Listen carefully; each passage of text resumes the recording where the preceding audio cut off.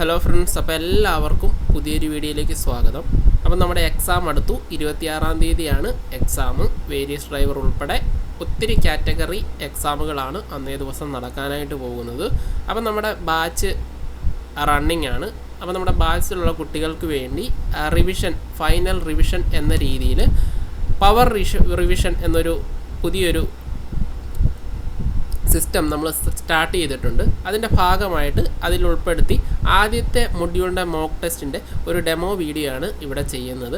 ബാക്കി മൊഡ്യൂളുമായിട്ട് ബന്ധപ്പെട്ട ചോദ്യങ്ങളൊക്കെ നമ്മുടെ ആപ്പ് വഴിയായിരിക്കും ലഭിക്കുന്നത്. അപ്പോൾ നിങ്ങൾക്ക് അത് ലഭിക്കാനായിട്ട് താല്പര്യമുണ്ടെങ്കിൽ താഴെ ഞാൻ കമൻറ്റ് ബോക്സിൽ നമ്പർ കൊടുത്തേക്കാം, അതിൽ മെസ്സേജ് ഇട്ടാൽ മതിയാവും കേട്ടോ. അപ്പോൾ നമുക്ക് നോക്കാം. അപ്പം ഓപ്ഷൻ ഞാൻ വായിക്കുന്നില്ല. കമൻറ്റിലൊക്കെ കണ്ടിട്ടുണ്ടായിരുന്നു ഓപ്ഷൻ വായിക്കേണ്ടെന്ന്. ഞാൻ ചോദ്യം വായിച്ചിട്ട് ഓപ്ഷൻ വായിക്കാൻ ചെറിയൊരു ടൈം നൽകാം. അപ്പോൾ നിങ്ങൾ വായിച്ചിട്ട് ഉത്തരം മോക്ക് ടെസ്റ്റ് ആയിട്ട് ചെയ്തോളൂ കേട്ടോ. അപ്പോൾ നമുക്ക് ആദ്യത്തെ ചോദ്യം, ആർട്ടിക്കുലേറ്റഡ് വെഹിക്കിൾ എന്ന് പറയുന്നത് ഏതാണ്? താഴെ തന്നിരിക്കുന്നതിൽ ആർട്ടിക്കുലേറ്റഡ് വെഹിക്കിൾ എന്ന വിഭാഗത്തിൽ ഉൾപ്പെടുന്ന വാഹനം ഏതാണ്? ശരിയായ ഉത്തരം സെമി ട്രെയിലർ ബന്ധിപ്പിച്ച മോട്ടോർ വാഹനം അല്ലെങ്കിൽ സെമി ട്രെയിലർ ഘടിപ്പിച്ച മോട്ടോർ വാഹനമാണ് ആർട്ടിക്കുലേറ്റഡ് വെഹിക്കിൾ. അതായത് നമ്മുടെ ട്രാക്ടറിൻ്റെയൊക്കെ പുറകിൽ സാധനങ്ങളൊക്കെ വലിച്ചുകൊണ്ട് പോകാനായിട്ടൊക്കെ ഒരു ട്രെയിലർ പോലത്തെ സാധനങ്ങൾ വെക്കാറുണ്ടല്ലോ. അപ്പോൾ അതിനെയാണ്, അങ്ങനത്തെ സെമി ട്രെയിലർ ഘടിപ്പിച്ച വാഹനമാണ് ആർട്ടിക്കുലേറ്റഡ് വെഹിക്കിൾ. അടുത്തത്, രജിസ്ട്രേഷൻ സർട്ടിഫിക്കറ്റ് നൽകുന്നത് ആര്? അല്ലെങ്കിൽ സർട്ടിഫിക്കറ്റ് ഓഫ് രജിസ്ട്രേഷൻ നൽകുന്നത് ആര്? RC നൽകുന്നത് ആരാണ്? ശരിയായ ഉത്തരം രജിസ്ട്രേഷൻ അതോറിറ്റി അല്ലെങ്കിൽ RTO ആണ്. രജിസ്ട്രേഷൻ അതോറിറ്റി അല്ലെങ്കിൽ RTO ആണ് രജിസ്ട്രേഷൻ സർട്ടിഫിക്കറ്റ് നൽകുന്നത്. അടുത്ത ചോദ്യം, ഗോൾഡൻ അവർ അല്ലെങ്കിൽ സുവർണ മണിക്കൂർ എന്ന് അറിയപ്പെടുന്നത് എന്താണ്? ഗോൾഡൻ അവർ എന്നത് എന്താണ്? ശരിയായ ഉത്തരം അപകടത്തിന് ശേഷം ആദ്യത്തെ 1 മണിക്കൂർ. ഒരു റോബോട്ട് അപകടം നടന്നതിന് ശേഷമുള്ള ആദ്യത്തെ 1 മണിക്കൂറാണ്. അതിൻ്റെ പ്രത്യേകത എന്താണ്? ചികിത്സയ്ക്ക് നിർണായകമായിട്ടുള്ള ആ മണിക്കൂറിനെ നമ്മൾ സുവർണ മണിക്കൂർ അല്ലെങ്കിൽ ഗോൾഡൻ അവർ എന്ന് പറയുന്നു.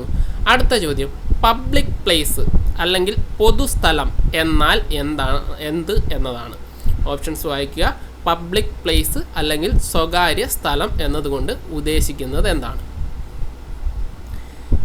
ശരിയായ ഉത്തരം പൊതുജനങ്ങൾക്ക് പ്രവേശനമുള്ള റോഡോ സ്ഥലമോ. പൊതുജനങ്ങൾക്ക് പ്രവേശിക്കാൻ പറ്റുന്ന റോഡുകൾ, സ്ഥലങ്ങൾ, ബസ് നിർത്താനും അല്ലെങ്കിൽ ആളുകളെ കയറ്റാനും ഒക്കെ ഉപയോഗിക്കുന്നതായിട്ടുള്ള ബസ് സ്റ്റോപ്പുകൾ, സ്റ്റാൻഡുകൾ എല്ലാം പൊതുസ്ഥലം എന്ന ഡെഫിനിഷനിൽ വരുന്നതാണ്. ഈ ഓപ്ഷൻ പ്രകാരം ശരിയായിട്ടുള്ള ഉത്തരം പൊതുജനങ്ങൾക്ക് പ്രവേശനമുള്ള റോഡോ സ്ഥലമോ ആണ്.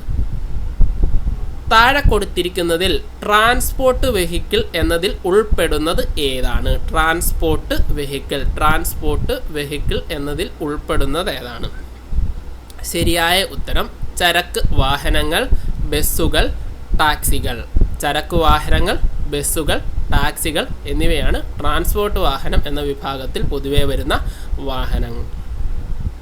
അടുത്ത ചോദ്യം, ഗ്രോസ് വെഹിക്കിൾ വെയ്റ്റ് അല്ലെങ്കിൽ GVW. ഫുൾ ഫോമും പഠിക്കുക. GVW എന്താണ്? ഗ്രോസ് വെഹിക്കിൾ വെയ്റ്റ് അല്ലെങ്കിൽ മൊത്ത വാഹന ഭാരം എന്നും പറയും. മൊത്ത വാഹന ഭാരം എന്നാൽ എന്താണ്? മൊത്ത വാഹന ഭാരം എന്താണ്? ശരിയായ ഉത്തരം രജിസ്റ്റർ ചെയ്ത പോലെ വാഹനം പ്ലസ് ലോഡ് ചേർന്ന ഭാഗം. വാഹനത്തിൻ്റെ വെയ്റ്റ് പ്ലസ് ലോഡിൻ്റെ വെയ്റ്റ് ഈക്വൽ ടു GVW അല്ലെങ്കിൽ ഗ്രോസ് വെയ്റ്റ് വെഹിക്കിളാണ്. വാഹനത്തിൻ്റെ ഭാരം അല്ലെങ്കിൽ ലോഡിൻ്റെ ഭാരം അത് നമ്മുടെ രജിസ്ട്രേഷൻ സർട്ടിഫിക്കറ്റിൽ പറഞ്ഞിട്ടുണ്ടാകും. ഇനി അടുത്തത്, അൺലാഡഡ് വെയ്റ്റ് അല്ലെങ്കിൽ അൺലാഡഡ് ഭാരം എന്നാൽ എന്താണ്? അൺലാഡഡ് ഭാരം എന്നാൽ എന്താണ്? അൺലാഡഡ് ഭാരം എന്നാൽ ലോഡ് ഇല്ലാത്തപ്പോൾ വാഹനത്തിൻ്റെ ഭാരമാണ് അൺലാഡഡ് വെയ്റ്റ്. അൺലാഡഡ് വെയ്റ്റ് എന്ന് പറഞ്ഞാൽ ലോഡ് ഇല്ലാത്തപ്പോഴുള്ള വാഹനത്തിൻ്റെ ഭാരമാണ് അൺലാഡഡ് വെയ്റ്റ് എന്ന് പറയുന്നത്. അപ്പം ഞാൻ ഓപ്ഷൻസൊക്കെ ഉത്തരം പറഞ്ഞു പോകുമ്പോൾ എവിടെയെങ്കിലും മിസ്റ്റേക്ക് പറയുന്നത് സംഭവിക്കുന്നുണ്ടെങ്കിൽ നിങ്ങൾ ചെക്ക് ചെയ്തോണം കേട്ടോ. ഞാൻ ആൻസർ ഒന്നും ഇവിടെ മാർക്ക് ചെയ്തിട്ടില്ല. എനിക്കറിയാവുന്നത് വെച്ചിട്ട് ഞാൻ പറയുമ്പം ചിലപ്പോൾ മിസ്റ്റേക്ക് വരാനായിട്ടുള്ളൊരു സാധ്യതയുണ്ട്. അങ്ങനെ ഉണ്ടെങ്കിൽ കമൻറ്റ് ചെയ്യുക കേട്ടോ. ബാക്കിയുള്ളവർക്ക് കൂടെ അത് ഉപകാരപ്പെടും. ഇനി അടുത്തത്, ഹെവി ഗുഡ്സ് വെഹിക്കിൾ ഏതാണ്? താഴെ തന്നിരിക്കുന്നതിൽ ഹെവി ഗുഡ്സ് വെഹിക്കിൾ ആയത് ഏതാണ്? ശരിയായ ഉത്തരം ഹെവി ഗുഡ്സ് വെഹിക്കിൾ GVW 12,000 കിലോയിൽ കൂടുതലുള്ള ചരക്ക് വാഹനങ്ങളാണ് ഹെവി ഗുഡ്സ് വെഹിക്കിളായിട്ട് വരുന്നത് കേട്ടോ. GVW 12,000-ൽ കൂടുതലുള്ള ചരക്ക് വാഹനങ്ങൾ ഹെവി ഗുഡ്സ് വെഹിക്കിൾ എന്നതിൽ വരുന്നു. ഇനി അടുത്ത ചോദ്യം, ഹെവി പാസഞ്ചർ മോട്ടോർ വെഹിക്കിൾ എന്ന് പറയുന്നത് ഏതാണ്? Heavy passenger motor vehicle GVW അല്ലെങ്കിൽ അൺലാഡൻ വെയ്റ്റ് 12,000 കിലോയിൽ കൂടുതലുള്ള യാത്രാ വാഹനമാണ്. 12,000 കിലോയിൽ കൂടുതലുള്ള അല്ലെങ്കിൽ 12 ടണ്ണിൽ കൂടുതലുള്ള യാത്രാ വാഹനം GVW 12,000 ടണ്ണിൽ കൂടുതലുള്ള യാത്രക്കാരെ കൊണ്ടുപോകുന്ന വാഹനം ഹെവി പാസഞ്ചർ വെഹിക്കിൾ. അടുത്ത വെഹിക്കിൾ മീഡിയം ഗുഡ്സ് വെഹിക്കിൾ എന്താണ്? മീഡിയം ഗുഡ്സ് വെഹിക്കിൾ എന്താണ്? മീഡിയം ഗുഡ്സ് വെഹിക്കിൾ എന്ന് പറഞ്ഞാൽ GVW 7,500-നും 12,000 കിലോയ്ക്കും ഇടയിലുള്ള ഗുഡ്സ് വാഹനങ്ങളെ അല്ലെങ്കിൽ ചരക്ക് വാഹനങ്ങളെയാണ് മീഡിയം ഗുഡ്സ് വെഹിക്കിൾ എന്ന് പറയുന്നത്. 7,500-നും 12,000-നും ഇടയ്ക്കുള്ളതാണ് മീഡിയം ഗുഡ്സ് വെഹിക്കിൾ എന്ന് പറയുന്നത്.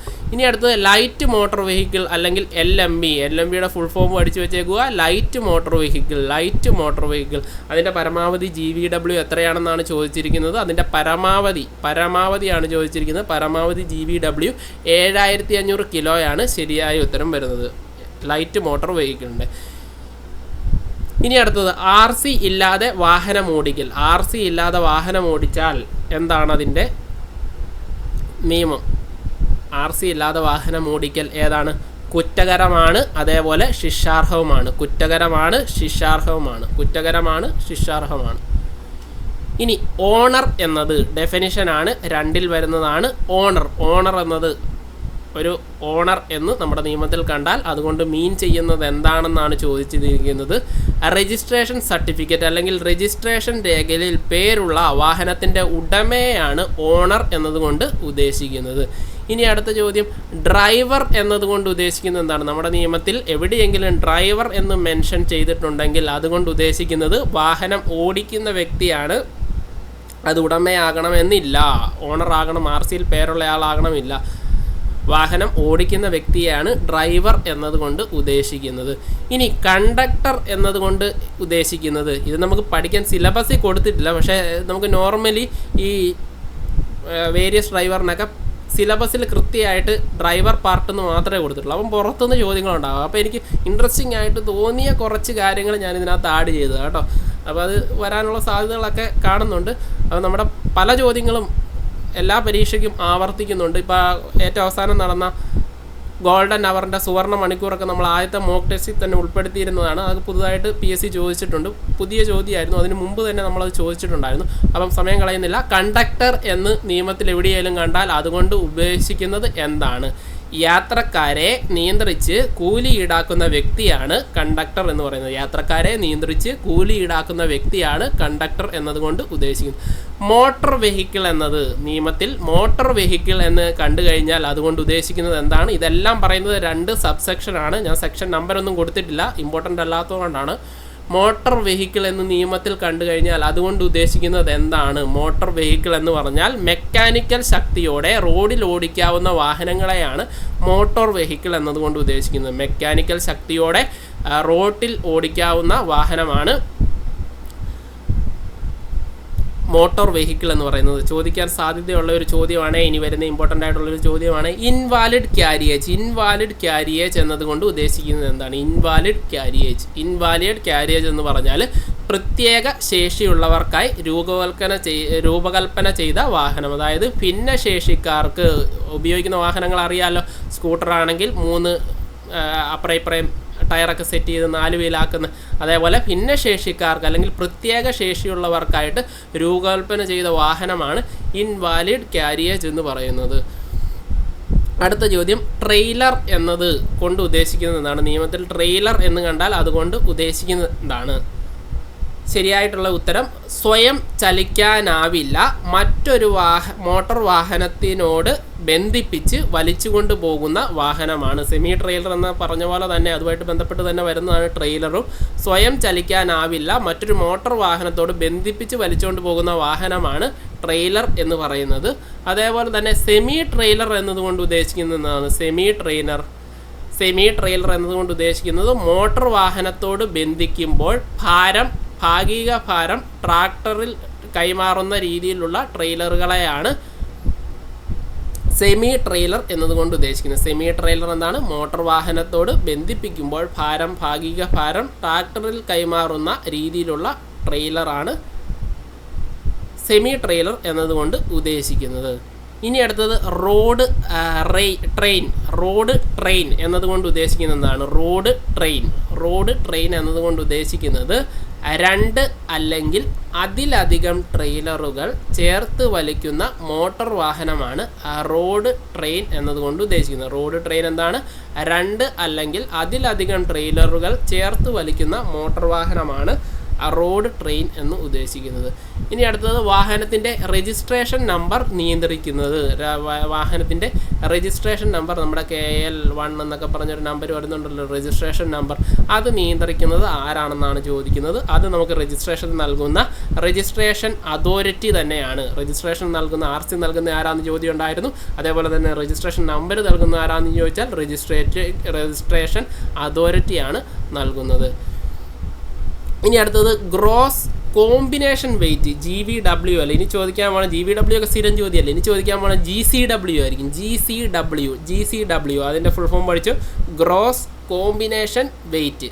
ഗ്രോസ് കോമ്പിനേഷൻ വെയിറ്റ്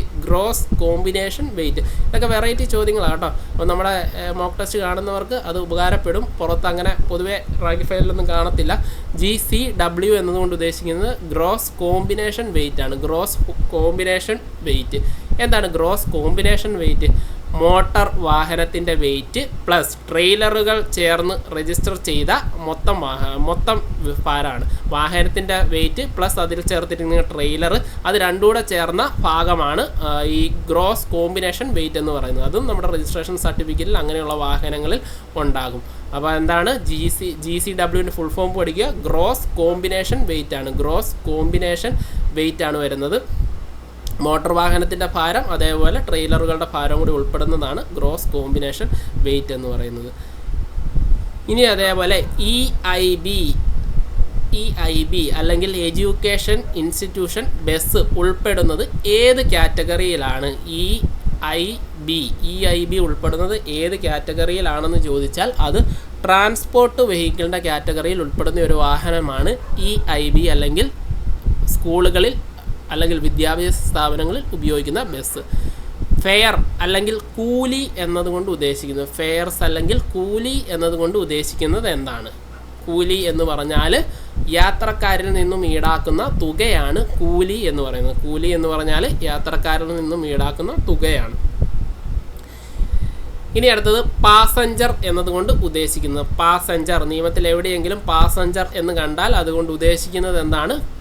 ശരിയായിട്ടുള്ള ഉത്തരം വരുന്നത് കൂലി കൊടുത്ത് യാത്ര ചെയ്യുന്ന വ്യക്തിയെയാണ് പാസഞ്ചർ എന്ന് പറയുന്നത്. പാസഞ്ചർ ഡ്രൈവറുണ്ട്, റൈഡറുണ്ട്, പാസഞ്ചറുണ്ട്. 3 ഡ്രൈവർ, റൈഡർ, പാസഞ്ചർ 3 പാസഞ്ചർ എന്താണ്? കൂലി കൊടുത്ത് യാത്ര ചെയ്യുന്ന വ്യക്തിയെയാണ് പാസഞ്ചർ എന്ന് പറയുന്നത്. അപ്പോൾ നമ്മുടെ ഒരു ഭാഗം തീർന്നിരിക്കുന്നു. ഓക്കെ, അതിൻ്റെ ആൻസർ കീ ഇവിടെ കൊടുത്തിട്ടുണ്ട് കേട്ടോ. ഇനി അടുത്ത ഭാഗം CMVR റൂള് 2I പ്രകാരം കാർഷിക ട്രാക്ടർ എന്താണ്? കാർഷിക ട്രാക്ടർ അല്ലെങ്കിൽ അഗ്രികൾച്ചർ ട്രാക്ടർ എന്നതുകൊണ്ട് ഉദ്ദേശിക്കുന്നത് എന്താണ്? ശരിയായ ഉത്തരം കാർഷിക പ്രവർത്തനങ്ങൾക്കായി രൂപകൽപ്പന ചെയ്ത നോൺ ട്രാൻസ്പോർട്ട് വാഹനമാണ് കാർഷിക ട്രാക്ടർ എന്ന് പറയുന്നത്. കാർഷിക പ്രവൃത്തികൾക്കായി രൂപകൽപ്പന ചെയ്ത നോൺ ട്രാൻസ്പോർട്ട് വാഹനങ്ങളാണ് കാർഷിക ട്രാക്ടർ എന്നതുകൊണ്ട് ഉദ്ദേശിക്കുന്നത്. ഇനി അടുത്തത് CMVRൻ്റെ ഏത് കാറ്റഗറി വാഹനമാണ് യാത്രക്കാരെയും അവരുടെ ലഗേജിനെയും കൊണ്ടുപോകാൻ രൂപകൽപ്പന ചെയ്തിരിക്കുന്നത്? ഓർക്കണം, യാത്രക്കാർ അതേപോലെ തന്നെ അവരുടെ ലഗേജ് എന്ന് പറഞ്ഞു കഴിഞ്ഞാൽ ലോഡല്ല കേട്ടോ. നമ്മുടെ യാത്രയ്ക്ക് പോകുമ്പോൾ നമ്മുടെ കയ്യിൽ ഒരു ബാഗ് ഉണ്ടാകുമെന്ന് വെക്കും. ആ ബാഗ് മാത്രം കൊണ്ടുപോകാനായിട്ട് സാധിക്കുന്നത്, അല്ലെങ്കിൽ അവർക്ക് വേണ്ട എല്ലാ സാധനങ്ങളും വലിയ ലോഡ് കണക്കിന് കൊണ്ടുപോകുന്ന വാഹനങ്ങളല്ല ഉദ്ദേശിക്കുന്നത്. യാത്രക്കാരും അവരുടെ ലഗേജും മാത്രം കൊണ്ടുപോകാൻ രൂപകൽപ്പന ചെയ്തിരിക്കുന്ന വാഹനം ഏതാണ്? അത് M കാറ്റഗറി വാഹനമാണ്. M കാറ്റഗറി വാഹനമാണ് യാത്രക്കാരെ കൊണ്ടുപോകാൻ ഉപയോഗിക്കുന്നത്. ഇനി അടുത്തത് MNT കാറ്റഗറികളിൽ എം, എൻ, ടി കാറ്റഗറികളിൽ ഏതാണ് പ്രധാനമായും ചരക്ക് കൊണ്ടുപോകാനായിട്ട് ഉപയോഗിക്കുന്നത്? ചരക്ക് കൊണ്ടുപോകാനായിട്ട് ഉപയോഗിക്കുന്ന കാറ്റഗറി എൻ കാറ്റഗറിയാണ്. എം യാത്രക്കാരെ കൊണ്ടുപോകുന്നു, എൻ ചരക്ക് കൊണ്ടുപോകുന്നു. CMVR അടിസ്ഥാനത്തിൽ എം കാറ്റഗറിയും എൻ കാറ്റഗറിയും തമ്മിലുള്ള വ്യത്യാസം എന്താണ്? എം കാറ്റഗറിയും എൻ കാറ്റഗറിയും തമ്മിലുള്ള വ്യത്യാസം എന്താണ്? ശരിയായിട്ടുള്ള ഉത്തരം എം യാത്രക്കാർക്കും എൻ ചരക്കിനുമാണ്. എം യാത്രക്കാർക്കും എൻ ചരക്കിനുമാണ്. അടുത്ത ചോദ്യം, CMVRൻ്റെ അടിസ്ഥാനത്തിൽ ട്രെയിലർ പോലുള്ള സ്വയം പ്രവർത്തനശേഷി ഇല്ലാത്ത വാഹനം ഏത് കാറ്റഗറിയിൽ പെടുന്നു? CMVRൻ്റെ അടിസ്ഥാനത്തിൽ ട്രെയിലർ പോലുള്ള സ്വയം പ്രവർത്തനശേഷി ഇല്ലാത്ത വാഹനങ്ങൾ ഏത് കാറ്റഗറിയിൽ പെടുന്നു? വെറൈറ്റി ചോദ്യമാണേ, ചോദിച്ചു കഴിഞ്ഞാൽ സംശയം തോന്നാം. ഏതാണ്? ടി കാറ്റഗറിയാണ്. T four trailer. ട്രെയിലർ ഏത് കാറ്റഗറി വരുന്നു? T trailer. അതേപോലെ തന്നെ ട്രാക്ടറും ഇതിൽ വരുന്നു. ചില ട്രാക്ടറും ഈ ഒരു കാറ്റഗറിയിൽ തന്നെയാണ് വരുന്നത്. ട്രെയിലറും ട്രാക്ടറും ഉൾപ്പെടാറുണ്ട്. പൊതുവേ ട്രെയിലർ എന്നാണ് പറയുന്നത്. പക്ഷേ ഈ ട്രാക്ടർ എന്ന് പറയുന്നത് ചില സന്ദർഭങ്ങളിൽ ട്രാൻസ്പോർട്ട് വാഹനമായിട്ടും അല്ലെങ്കിൽ ഈ പറയുന്ന ചരക്ക് കൊണ്ടുപോകുന്ന വാഹനമായിട്ടും മെൻഷൻ ചെയ്യാറുണ്ട്. പൊതുവേ പറഞ്ഞു കഴിഞ്ഞാൽ ട്രാക്ടർ നോർമലി പോകുവാണെങ്കിൽ, ട്രാക്ടറിൽ വേറെ ഒന്നും ഘടിപ്പിച്ചിട്ടില്ല എങ്കിൽ അത് ടി കാറ്റഗറിയിൽ ഉൾപ്പെടും. അതിലോട് ലോഡൊക്കെ ചേർക്കുന്ന സെമി ട്രെയിലർ ഘടിപ്പിച്ച് അതിൽ ലോഡൊക്കെ കൊണ്ടുപോകുമ്പോൾ അതെന്താ എൻ കാറ്റഗറി ആകും. അതുകൊണ്ടാണ് ഞാനിതിൽ ടി കാറ്റഗറിയിൽ ട്രാക്ടർ പറയാത്തത്. ട്രാക്ടർ രണ്ടിലും ഉൾപ്പെടും. പൊതുവേ ടി എന്ന് പറയാൻ ട്രാക്ടർ കേട്ടോ. ട്രാക്ടർ ടി കാറ്റഗറിയിൽ വരുന്നൊരു വാഹനമാണെന്ന് ഓർത്തിരിക്കുക.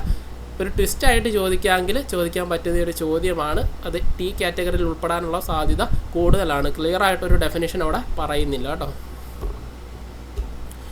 ടി എന്ന് പറഞ്ഞാൽ ട്രെയിലർ വിഭാഗത്തിൽപ്പെട്ട വാഹനങ്ങൾ എന്ന് മാത്രമാണ് നിയമത്തിൽ മെൻഷൻ ചെയ്യുന്നതെന്നുള്ള കാര്യം കൂടെ ഓർക്കുക കേട്ടോ. CMVR റൂള് 2I പ്രകാരം കാർഷിക ട്രാക്ടർ ഏത് തരം വാഹനമാണ്? കാർഷിക ട്രാക്ടർ ഏത് തരം വാഹനമായിരുന്നു? നേരത്തെ ചോദ്യം ചെയ്തവർക്ക് അല്ലെങ്കിൽ അത് വായിച്ചവർക്ക് മനസ്സിലാകും.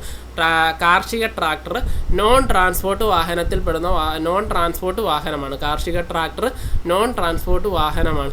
അതായത് ഇവിടെയും ശ്രദ്ധിക്കുക, നോൺ ട്രാൻസ്പോർട്ട് വാഹനമാണ്. പക്ഷേ ചില കണ്ടീഷനുകളിൽ ഈ ലോഡ് കയറ്റിക്കൊണ്ട് പോകുമ്പം ട്രാൻസ്പോർട്ട് വാഹനമായിട്ട് അത് കരുതാറുണ്ട്.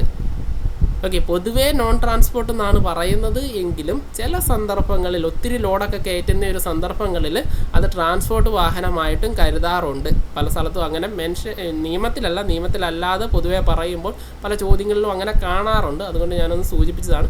പൊതുവേ ട്രാൻസ്പോർട്ട് വാഹനമല്ല ട്രാക്ടർ. എന്താണ്? കാർഷിക ട്രാക്ടർ എന്താണ്? നോൺ ട്രാൻസ്പോർട്ട് വാഹനമാണ്. ഇനി കാറ്റഗറി ടിയിൽ ഉൾപ്പെടുന്ന വാഹനം ഏതാണ്? കാറ്റഗറി ടിയിൽ ഉൾപ്പെടുന്ന വാഹനം ഏതാണ്?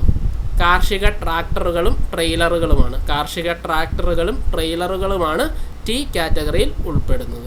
ഇനി അടുത്തത്, CMVRൻ്റെ അടിസ്ഥാനത്തിൽ N1 വാഹനത്തിൻ്റെ ഗ്രോസ് വെഹിക്കിൾ വെയിറ്റ് പരിധി എത്ര?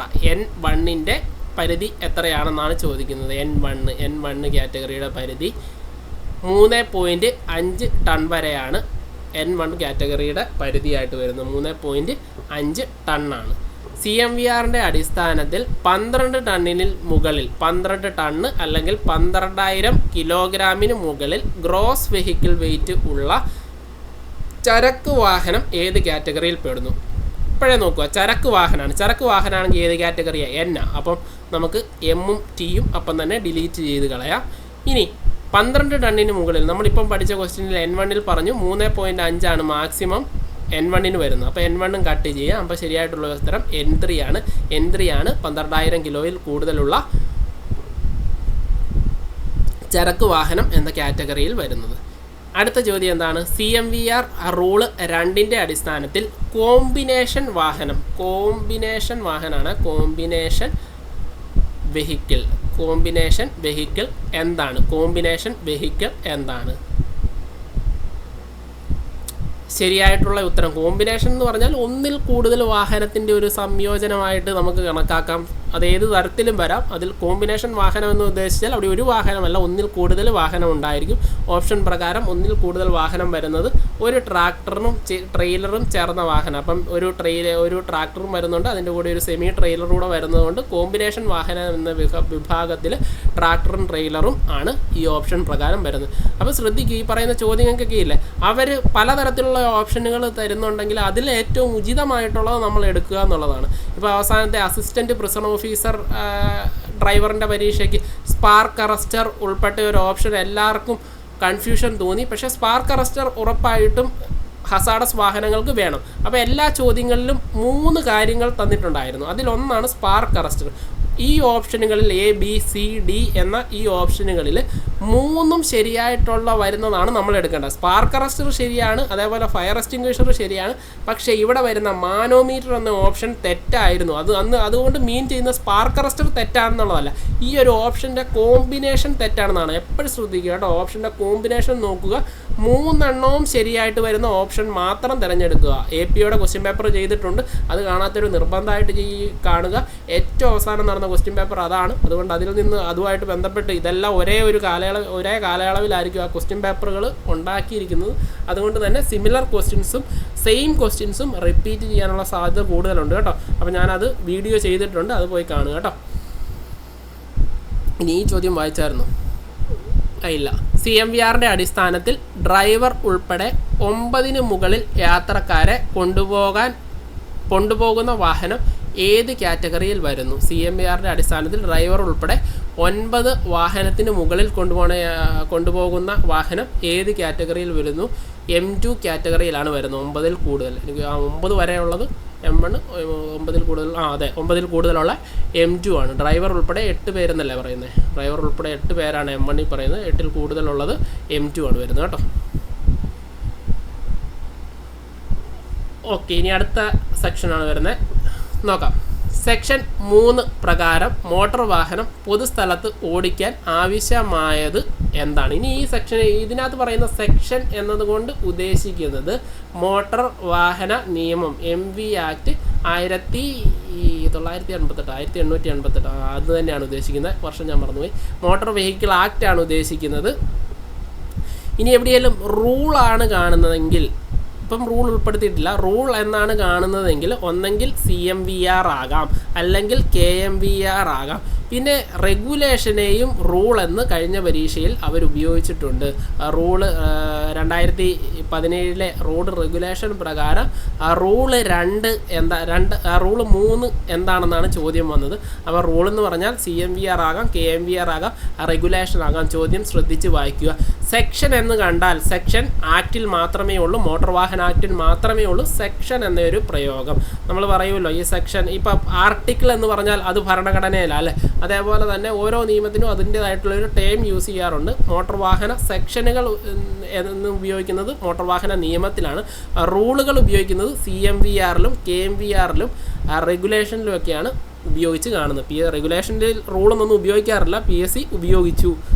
റെഗുലേഷൻ്റെ നമ്പർ ചോദിക്കേണ്ട തന്നെ ഒരു കാര്യമില്ല, ബേസ് ഇല്ലാത്തൊരു ചോദ്യമാണ് റെഗുലേഷൻ്റെ നമ്പറൊക്കെ ചോദിക്കുന്നത്. അതിൻ്റെ കണ്ടൻറ്റ് ചോദിക്കാം, പക്ഷേ നമ്പർ ചോദിക്കുന്നത് എന്തിനാണെന്ന് അവർക്ക് മാത്രമേ അറിയത്തുള്ളൂ. കാരണം ചെറിയൊരു സിലബസാണ്, വെറൈറ്റി ചോദ്യങ്ങൾ ആഗ്രഹിക്കുന്നു, അതുകൊണ്ട് അവരിടുന്നതാണ്. അപ്പം നമ്മളും അതിനനുസരിച്ച് മുമ്പോട്ട് പോവുക. അപ്പോൾ സെക്ഷൻ 3 പ്രകാരം മോട്ടോർ വാഹനം പൊതുസ്ഥലത്ത് ഓടിക്കാൻ ആവശ്യമായിട്ടുള്ളത് എന്താണ്? ഇത് ഈ ക്വസ്റ്റ്യനൊക്കെ ശ്രദ്ധിക്കുക. മോട്ടോർ വാഹനം പൊതുസ്ഥലത്ത് ഓടിക്കാൻ രജിസ്ട്രേഷൻ സർട്ടിഫിക്കറ്റ് വേണം, ഡ്രൈവിംഗ് ലൈസൻസ് വേണം, ഇൻഷുറൻസ് സർട്ടിഫിക്കറ്റ് വേണം, പൊല്യൂഷൻ സർട്ടിഫിക്കറ്റ് വേണം, 4ഉം വേണം. ചോദ്യം ശ്രദ്ധിച്ചേ, സെക്ഷൻ 3 പ്രകാരം, സെക്ഷൻ 3-ൽ എന്താണോ പറഞ്ഞിരിക്കുന്നത് അത് പ്രകാരം എന്താണ് വേണ്ടതെന്നാണ് ചോദിക്കുന്നത്. ഈ ക്വസ്റ്റ്യനൊക്കെ ക്ലെയിം ചെയ്യാൻ വന്നു കഴിഞ്ഞാൽ ഇതൊക്കെ ഡിലീറ്റ് ആകുമോ? ഇല്ല, എല്ലാം വേണ്ട സാധനം. പക്ഷേ ഇവിടെ സെക്ഷൻ 3 പ്രകാരം ഇതേപോലെ തന്നെയാണ് അസിസ്റ്റൻറ്റ് പ്രിസൺ ഓഫീസറിന് ചിലർ ക്ലെയിമിന് ആവശ്യപ്പെടുന്ന ചോദ്യങ്ങൾ. ശരിയാണോ എന്ന് ചോദിച്ചു കഴിഞ്ഞാൽ അവർ പറയുന്നതിൽ ശരിയുണ്ട്, പക്ഷേ ഒരിക്കലും അത് ശരിയല്ല. അത് അവർ നോക്കുന്നതിൻ്റെ ഒരു പ്രശ്നം കൊണ്ടാണ്. ഇപ്പോൾ നമ്മൾ ഈ ഒരു ചോദ്യം വായിച്ചിട്ട് നമ്മൾ നോക്കുകയാണ്, പൊതുസ്ഥലത്ത് ഓടിക്കാൻ എന്തൊക്കെ വേണം നോക്കിക്കഴിഞ്ഞാൽ റജിസ്ട്രേഷൻ സർട്ടിഫിക്കറ്റ് വേണം, ഡ്രൈവിംഗ് ലൈസൻസ് വേണം, ഇൻഷുറൻസ് വേണം, പൊല്യൂഷൻ വേണം, എല്ലാം വേണം. അപ്പം ചിലർ കൊടുക്കും പൊല്യൂഷനോ ഇൻഷുറൻസോ ഒക്കെ കൊടുക്കാൻ സാധ്യതയുണ്ട്. പൊല്യൂഷൻ അതൊക്കെ കുറഞ്ഞ സാധനങ്ങളല്ല. സർട്ടിഫിക്കറ്റും ഡ്രൈവിംഗ് ലൈസൻസും ഇൻഷുറൻസും ഒക്കെ ഇമ്പോർട്ടൻ്റ് ആണല്ലോ. അപ്പം പൊല്യൂഷൻ ആയിരിക്കും, പൊല്യൂഷൻ ഇല്ലാതെ ഓടിക്കുന്നത് കൊണ്ട് കുഴപ്പമില്ല എന്നുള്ള രീതിയിലൊക്കെ ചിന്തിക്കാം, പല രീതിയിൽ ചിന്തിക്കാം. അപ്പം 3 പ്രകാരം എന്താണ് പറയുന്നത്? ഡ്രൈവിംഗ് ലൈസൻസിൻ്റെ ആവശ്യകതയാണ് സെക്ഷൻ 3-ൽ പറയുന്നത്. അപ്പം സെക്ഷൻ 3 പ്രകാരം ഡ്രൈവിംഗ് ലൈസൻസ് ആണ് നിർബന്ധമായിട്ടും വേണ്ടത്. ക്വസ്റ്റ്യൻ ശ്രദ്ധിക്കുക. 4.1 പ്രകാരം പൊതുസ്ഥലത്ത് മോട്ടോർ വാഹനം ഓടിക്കാൻ കുറഞ്ഞ പ്രായം ഏതാണ്? കുറഞ്ഞ പ്രായം ഏതാണ്? ശ്രദ്ധിക്കുക. 16 വയസ്സ് എന്ന് കുറേ ആളുകൾക്കെങ്കിലും തോന്നിയിട്ട് കാണും. ചോദ്യം ഒന്ന് ശ്രദ്ധിച്ചേ. പൊതുസ്ഥലത്ത് മോട്ടോർ വാഹനം ഓടിക്കാൻ എന്ന് പറഞ്ഞു കഴിഞ്ഞാൽ ഉറപ്പായിട്ടും 18 വയസ്സാണ് വരുന്നത്. മോട്ടോർ വാഹനം എന്നാണ് കൊടുത്തിരിക്കുന്നത്. അല്ലെങ്കിൽ മെൻഷൻ ചെയ്യും 50 cc താഴെ, അല്ലെങ്കിൽ എൽ കാറ്റഗറി വാഹനം, അതിൻ്റെ സ്പെഷ്യൽ L1 ആണെന്ന് തോന്നുന്നു. L1 കാറ്റഗറി വാഹനം ഉപയോഗിക്കാനുള്ള പ്രായം ചോദിച്ചാലാണ് 16 വയസ്സ്. സാധാരണ ഒരു മോട്ടോർ വാഹനം ഓടിക്കാനുള്ള കുറഞ്ഞ പ്രായം എന്ന് മാത്രമാണ് മെൻഷൻ ചെയ്തിട്ടുള്ളെങ്കിൽ 18 വയസ്സ് സെലക്ട് ചെയ്യുക കേട്ടോ. അടുത്ത ചോദ്യം, സെക്ഷൻ 5 പ്രകാരം ഉടമയുടെ ഉത്തരവാദിത്തം എന്താണ്?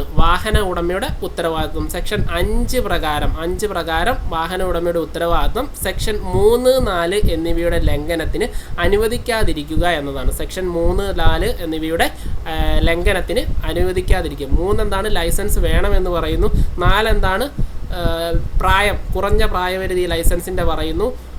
ഏതൊക്കെയാണ് പ്രായപരിധി? 18 വയസ്സായവർക്ക് ലൈസൻസ് എടുക്കാനായിട്ട് സാധിക്കും. 20 വയസ്സായാൽ ഹെവി ലൈസൻസ് എടുക്കാനായിട്ട് സാധിക്കും. 16 വയസ്സുള്ളവർക്ക് L1 കാറ്റഗറി അല്ലെങ്കിൽ കുറഞ്ഞ 50 cc എഞ്ചിനിൽ താഴെയുള്ള 80 cc പവറിൽ താഴെയുള്ള ഗിയർലെസ് ആയിട്ടുള്ള മോട്ടോർ വാഹനങ്ങൾ ഓടിക്കാനായിട്ട് സാധിക്കും. ഗിയർ ഇല്ലാത്ത മോട്ടോർ വാഹനങ്ങളാണ് ഓടിക്കാൻ സാധിക്കുന്നത്. അതിനൊരു പ്രത്യേക ലൈസൻസും നൽകുന്നുണ്ട്. ഓക്കെ, ഇനി സെക്ഷൻ 4 6.1 പ്രകാരം ഒരാൾക്ക് ഒരേ സമയം എത്ര ഡ്രൈവിംഗ് ലൈസൻസ് ഉണ്ടാകാം? സെക്ഷൻ 6.1 എന്നൊക്കെ കൊടുത്തിരിക്കുന്നത് സ്പെഷ്യലി മെൻഷൻ ചെയ്തേക്കുന്നതാണ്. 6 എന്ന് ഓർത്താൽ മതി. സെക്ഷൻ 6 പ്രകാരം ഒരാൾക്ക് ഒരേ സമയം എത്ര ഡ്രൈവിംഗ് ലൈസൻസ് ഉണ്ടാകാം? എന്താണ് പറയുന്നത്? സെക്ഷൻ 6 പ്രകാരം ഒരു ഡ്രൈവിംഗ് ലൈസൻസ് മാത്രമേ ഉണ്ടാകാൻ പാടുള്ളൂ. അതുകൂടാതെ ഒരു ലേണേഴ്സ് ലൈസൻസും ഉണ്ടാകും. ആ നിയമത്തിൽ എന്താണ് പറയുന്നത്? ഒരു ഡ്രൈവറുടെ കയ്യിൽ അല്ലെങ്കിൽ ഒരു വ്യക്തിയുടെ കയ്യിൽ ലേണേഴ്സ് ലൈസൻസോ അല്ലെങ്കിൽ ഒരു ഡ്രൈവിംഗ് ലൈസൻസോ മാത്രമേ ഉണ്ടാകാൻ പാടുള്ളൂ എന്നാണ് പറയുന്നത്. ഓക്കെ, അടുത്ത ചോദ്യം എന്താണ്? സെക്ഷൻ 10 പ്രകാരം ഡ്രൈവിംഗ് ലൈസൻസിൻ്റെ ഫോം അല്ലെങ്കിൽ ഉള്ളടക്കം എന്തിനെ ആശ്രയിച്ചാണ് നിർണ്ണയിക്കുന്നത്? ഡ്രൈവിംഗ് ലൈസൻസ് എടുക്കുന്നു, അപ്പോൾ അതിനകത്ത് നമ്മളിവിടെ ഫോട്ടോ വെക്കുന്നു, ഇവിടെ പേരെഴുതുന്നു, അതിൻ്റെ പുറകെ സൈഡിൽ ഓരോ കാറ്റഗറി വാഹനങ്ങൾ LMV എന്ന് എഴുതുന്നു, HDV എന്ന് എഴുതുന്നു. അപ്പോൾ അങ്ങനെ ഒരു ഫോം, ഇതിൻ്റെ ഒരു രീതി അല്ലെങ്കിൽ അതിൻ്റെ ഒരു ഫോർമാറ്റ് എന്തിനെ ആശ്രയിച്ചാണ് ഇരിക്കുന്നത് എന്ന് ചോദിച്ചു കഴിഞ്ഞാൽ കേന്ദ്ര സർക്കാരിൻ്റെ നിർദ്ദേശമനുസരിച്ചാണ്. കേന്ദ്ര സർക്കാർ നിർദ്ദേശിച്ചിരിക്കുന്നതനുസരിച്ച് വേണം ഓരോ സംസ്ഥാനങ്ങളും അവരുടെ കീഴിൽ ഡ്രൈവിംഗ് ലൈസൻസ് നൽകാനായിട്ട്. ഒരു കേന്ദ്രം പറയുന്ന ഒരു ബേസ് ആയിട്ടുള്ള ഫോർമാറ്റ് എല്ലാ സംസ്ഥാനങ്ങളും പാലിച്ചിരിക്കണം. അത് പാലിച്ചുകൊണ്ട് തന്നെ ചെറിയ ഭേദഗതികൾ, ഓരോ സംസ്ഥാനത്തെ ലൈസൻസ് എടുത്തു കഴിഞ്ഞാൽ ഭേദഗതികൾ കാണാനായിട്ട് അല്ലെങ്കിൽ മാറ്റങ്ങൾ കാണാൻ സാധിക്കും. പക്ഷേ ചില കണ്ടൻറ്റുകൾ എല്ലാത്തിലും ഒരേപോലെ ആയിരിക്കും. കാരണം ഏത് സംസ്ഥാനത്തെ ലൈസൻസ് എന്നെടുത്താലും അതിൽ പല കളറായിരിക്കും, പല ഫോർമാറ്റ് ആയിരിക്കാം. പക്ഷേ അതിലെല്ലാത്തിലും കേന്ദ്ര സർക്കാർ പറഞ്ഞിട്ടുണ്ട് ഏതൊക്കെ വാഹനം ഓടിക്കാം എന്ന് ഉറപ്പായിട്ടും രേഖപ്പെടുത്തിയിരിക്കണം. അപ്പോൾ ഏത് ലൈസൻസ് എടുത്താലും അതിലെന്തുണ്ടാകും? ലൈസൻസിൽ വാഹനത്തിൻ്റെ കാറ്റഗറി ഉണ്ടാകും. അങ്ങനെ കേന്ദ്ര സർക്കാർ നിർദ്ദേശിച്ചിരിക്കുന്ന ഫോർമാറ്റുകളിൽ ആ ഫോർമാറ്റ് ഉൾപ്പെടുത്തിക്കൊണ്ട് വേണം ഡ്രൈവിംഗ് ലൈസൻസ് നിർമ്മിക്കാൻ വേണ്ടിയിട്ട്. ഡ്രൈവിംഗ് ലൈസൻസിൻ്റെ ഫോം ഏതാടേ? ഡ്രൈവിംഗ് ലൈസൻസിൻ്റെ ഫോം 7 ഡ്രൈവിംഗ് ലൈസൻസിന് അപേക്ഷിക്കുന്ന ഫോം ഏതാ? ഫോം 2 കേട്ടോ. Medical certificate 1A. ഇനി ഇൻ്റർനാഷണൽ പെർമിറ്റിനുള്ള അപേക്ഷ 4A അല്ലേ? 4A. 6A international driving permit നൽകുന്നു. ലേണേഴ്സിനുള്ള അപേക്ഷ ഏതാണ്? 2. അതേപോലെ തന്നെ ലേണേഴ്സ് ലൈസൻസ് തിരികെ ലഭിക്കുന്നത് 3-ലാണ്. 3-ൽ 7, 3, 2 ഒക്കെ ഓർത്തിരിക്കുക കേട്ടോ. ഇനി സെക്ഷൻ 14 പ്രകാരം ഒരു ട്രാൻസ്പോർട്ട് ഡ്രൈവിംഗ് ലൈസൻസിൻ്റെ കാലാവധി എത്ര വർഷമാണ്? 14 പ്രകാരം ട്രാൻസ്പോർട്ട് ഡ്രൈവിംഗ് ലൈസൻസിൻ്റെ കാലാവധി എത്രയാണ്? ഹെവി വാഹനത്തിൻ്റെ കാലാവധി എത്രയാണ്? അത് 5 വർഷമാണ്. 5 വർഷം. ഇത് ചോദിക്കാനുള്ള സാധ്യതയുണ്ട്. അല്ലെങ്കിൽ എന്ത് ചോദിക്കും? ഹസാഡസ് ഗുഡ്സ് വാഹനങ്ങൾക്ക് ലഭിക്കുന്ന ലൈസൻസിൻ്റെ കാലാവധി എത്രയാണെന്ന് ചോദിച്ചാൽ അത് 3 വർഷമാണ്. 3 വർഷം. 5 വർഷവും 3 വർഷവും. ഇനി അടുത്തത് സെക്ഷൻ 15(1) പ്രകാരം ഡ്രൈവിംഗ് ലൈസൻസ് പുതുക്കലിനുള്ള അപേക്ഷ ഏത് സമയത്തിനുള്ളിൽ നൽകണം എന്നാണ് പറയുന്നത്. സെക്ഷൻ 15(1) പ്രകാരം ഡ്രൈവിംഗ് ലൈസൻസ് പുതുക്കുന്നതിനുള്ള അപേക്ഷ ഏത് സമയത്തിനുള്ളിൽ നൽകണം? കാലാവധി കഴിഞ്ഞ് 1 വർഷത്തിനുള്ളിൽ നൽകണം. കാലാവധി കഴിഞ്ഞ് 1 വർഷത്തിനകം അല്ലെങ്കിൽ കാലാവധി തീരുന്നതിന് 1 വർഷം മുമ്പ് തൊട്ട് നമുക്ക് ഡ്രൈവിംഗ് ലൈസൻസ് പുതുക്കാനായിട്ട് സാധിക്കും. ഇനി അടുത്തത് സെക്ഷൻ 20(1) പ്രകാരം ഒരു വ്യക്തിയുടെ ഡ്രൈവിംഗ് ലൈസൻസ് റദ്ദാക്കാൻ കോടതിക്ക് അധികാരമുണ്ടോ? 20 പ്രകാരം ഒരു വ്യക്തിയുടെ ഡ്രൈവിംഗ് ലൈസൻസ് റദ്ദാക്കാൻ കോടതിക്ക് അധികാരമുണ്ടോ? ഇല്ല എന്ന് പറഞ്ഞു കഴിഞ്ഞാൽ അത് തെറ്റാണ്. അതെ എല്ലാ കേസുകളിലും എല്ലാ സാഹചര്യത്തിലും കോടതിക്ക് പറ്റുമോ ചോദിച്ചാൽ അതും തെറ്റാണ്. ഒരിക്കലും ഇല്ല എന്ന് പറഞ്ഞാലും തെറ്റാണ്. പറ്റും. ചില പ്രത്യേക സാഹചര്യങ്ങളിൽ ചില പ്രത്യേക കേസുകളിൽ ഡ്രൈവിംഗ് ലൈസൻസ് അയോഗ്യത കൽപ്പിക്കാനായിട്ട് കോടതിക്ക് സാധിക്കും.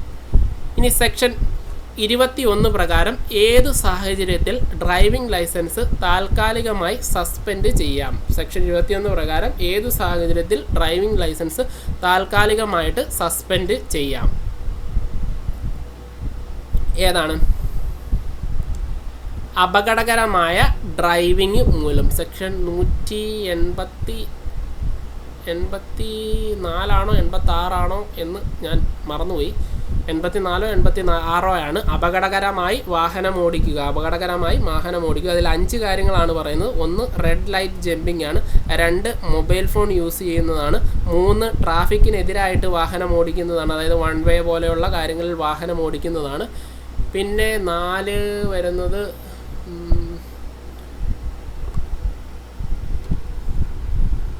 വരുന്നത് നമ്മുടെ സ്റ്റോപ്പ് സൈനൊക്കെ അനുസരിക്കാതിരിക്കലാണ്. 5 വരുന്നത് ഓവർടേക്കിംഗ് ആണ്. അനധികൃതമായിട്ടുള്ള ഓവർടേക്കിംഗ് ആണ്. 184 ആണ് കേട്ടോ. 184 അപകടകരമായ ഡ്രൈവിംഗ്. 185 മദ്യപിച്ച് വാഹനം ഓടിക്കുന്നതല്ലേ. 186 വരുമ്പോഴത്തേന് മാനസികവും ശാരീരികവുമായിട്ട് അസ്വസ്ഥമായിരിക്കുമ്പോൾ വാഹനം ഓടിക്കുന്നതല്ലേ 186. അപ്പോൾ 184 വരുന്നത്. 184 പ്രകാരമുള്ള കുറ്റം ചെയ്തു കഴിഞ്ഞാൽ 21 പ്രകാരം ഡ്രൈവിംഗ് ലൈസൻസ് താൽക്കാലികമായി സസ്പെൻഡ് ചെയ്യാം എന്നുള്ള കാര്യം കൂടെ ഒന്ന് ഓർത്തിരിക്കുക കേട്ടോ. അതേപോലെ തന്നെ അങ്ങനെ സസ്പെൻഡ് ചെയ്ത് കഴിഞ്ഞാൽ എത്ര നാളത്തേക്കാണ് സസ്പെൻഡ് ചെയ്യുന്നത്? 6 മാസമാണ് പറയുന്നത്. എന്നിരുന്നാലും 6 മാസത്തിന് മുമ്പ് ഇയാൾ ഈ ഒരു കുറ്റം ചെയ്തിട്ടില്ല, അപകടകരമായ ഡ്രൈവിംഗ് ചെയ്തിട്ടില്ല, അത് തെറ്റായിട്ടുള്ള ഒരു ആരോപണമാണെങ്കിൽ എന്ന് പുള്ളിനെ കുറ്റവിമുക്തനാക്കുന്നോ അന്ന് തന്നെ പുള്ളിയുടെ സസ്പെൻഷൻ റിമൂവ് ചെയ്യുന്നതാണ് കേട്ടോ. ഇനി അടുത്തത് സെക്ഷൻ 23(1) പ്രകാരം ഡ്രൈവിംഗ് ലൈസൻസിൽ എന്താണ് എൻഡോർസ് ചെയ്യേണ്ടത്? ശരിയായിട്ടുള്ള ഉത്തരം വരുന്നത് അയോഗ്യത ഉത്തരവിൻ്റെ വിശദാംശങ്ങളാണ് ലൈസൻസിൽ എൻഡോർസ് ചെയ്യേണ്ടത്. അയോഗ്യത സംബന്ധിച്ച വിശദാംശങ്ങളാണ് ഡ്രൈവിംഗ് ലൈസൻസിൽ എൻഡോർസ് ചെയ്യേണ്ടത്. ഇനി അടുത്തത് സെക്ഷൻ 4(2) പ്രകാരം 50 cc-യിൽ താഴെ എൻജിൻ ശേഷിയുള്ള വാഹനം ഓടിക്കാനുള്ള കുറഞ്ഞ പ്രായപരിധി. 50 cc-യിൽ താഴെയുള്ള വാഹനങ്ങൾ അല്ലെങ്കിൽ 4 കിലോവാട്ടിൽ കൂടുതൽ കുറഞ്ഞ മോട്ടോർ പവർ വരുന്ന വാഹനം ഓടിക്കാനുള്ള കുറഞ്ഞ പ്രായപരിധി വരുന്നത് 16 വയസ്സാണ്. 16 വയസ്സ് തികഞ്ഞ ഈ വാഹനം ഓടിക്കാമെന്നല്ല, അതിന് സ്പെഷ്യൽ പെർമിറ്റ് അല്ലെങ്കിൽ ലൈസൻസ് ആവശ്യമായിട്ട് വരുന്നുണ്ട് കേട്ടോ. ഇനി അടുത്തത് സെക്ഷൻ 115(2) പ്രകാരം ട്രാൻസ്പോർട്ട് ഡ്രൈവിംഗ് ലൈസൻസ് പുതുക്കലിനുള്ള അപേക്ഷയോടൊപ്പം എന്ത് രേഖ വേണം? ട്രാൻസ്പോർട്ട് ഡ്രൈവിംഗ് ലൈസൻസ് പുതുക്കണമെങ്കിൽ അതിനൊപ്പം എന്ത് വേണം? ഫോം 1A അല്ലെങ്കിൽ മെഡിക്കൽ സർട്ടിഫിക്കറ്റ് നിർബന്ധമാണ്. നോൺ ട്രാൻസ്പോർട്ട് വാഹനമാണെങ്കിലും ആ വ്യക്തിയുടെ പ്രായം 40 വയസ്സിൽ കൂടുതലാണെങ്കിൽ എന്താണ്? മെഡിക്കൽ സർട്ടിഫിക്കറ്റ് നിർബന്ധമാണ്. നോൺ ട്രാൻസ്പോർട്ട് വാഹനം അത് ഓടിക്കുന്ന വ്യക്തിയുടെ പ്രായം 40 വയസ്സിൽ താഴെയാണെങ്കിൽ അതിൻ്റെ ആവശ്യമില്ല. നമ്മൾ പറഞ്ഞു ഡ്രൈവിംഗ് ലൈസൻസിനൊപ്പമുള്ള അപേക്ഷ ഫോം 2 അതിൽ തന്നെ സെൽഫ് ഡിക്ലറേഷൻ അല്ലെങ്കിൽ സെൽഫായിട്ടുള്ള ഒരു കോളം ഉണ്ടാകും.